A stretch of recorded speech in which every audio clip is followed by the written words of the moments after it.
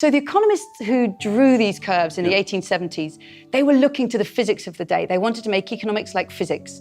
And so they looked to Newton's theories and they would say, just as Newton came up with the physical laws of motion, we're going to come up with the economic laws of motion. And the idea of it being laws was important. So the laws of supply and demand, the law of diminishing marginal returns, of this idea that economics could be like a law. I think this has been one of the most powerful and pernicious effects in economics.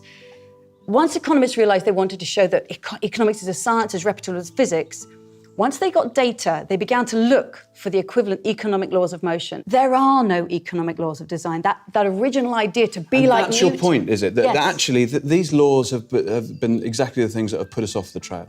Yes, it was that search to be like physics. And the physics of the day was Newton. And Newton's was mechanics, and he discovered the laws. So economists wanted to be discovering the laws of motion. So it's been like, we are going to uncover the laws of how economies work. It's a false goal. Economists need to stop trying to be like engineers and physicists finding these laws and need to become systems thinkers and realize that the economy is a complex, ever-evolving adaptive system, and therefore the art is to figure out how to intervene in that system to tweak it and nudge it into the direction we want. If that's the art, how do we start practicing the art? Give us some pointers of how you start systems thinking. At the essence of systems thinking is realizing that the world, whether it's your family relationships or the boom and bust of stock markets or the rise of the 1% or the collapse of ecosystems, these patterns, their dynamics, are best understood through what's called systems thinking. Let me give you a simple example, right? All right. See this little bird? I do. Okay. What is it? This is a starling. The way starlings fly, when they get together in a flock, they have a very particular relationship to each other. They'll stay about a wingspan apart from each other, and when the other birds around them turn, they turn. Now, put that little rule together and bring 100,000 of these birds together at sunset, you get what's called a murmuration. It's an extraordinary pattern that starlings make in the sky, totally emergent property of the behavior of 100,000 of these little birds, all following the same rule.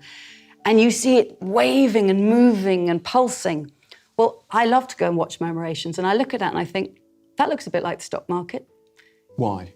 Because each bird is responding to another bird. So it's about investors' expectations. Everyone thinks the market's going to rise, so everybody keeps investing until it bursts, and then the whole swarm of birds pulse down and pulse up. So it's about dynamic processes that are never in equilibrium like those hose pipes. They're constantly pulsing and moving. And then a systems thinker needs to realize that that's what the economy is like. It's constantly pulsing and moving and ever adapting.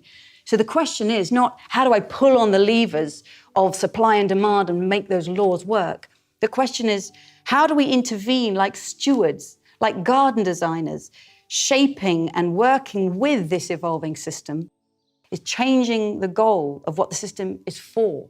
In the 1970s, the business of business is business, and everyone said, well, obviously.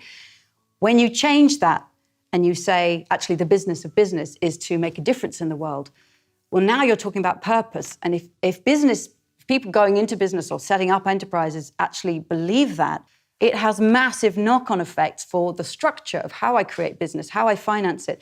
Because when you change the goal, everything else ripples down around it.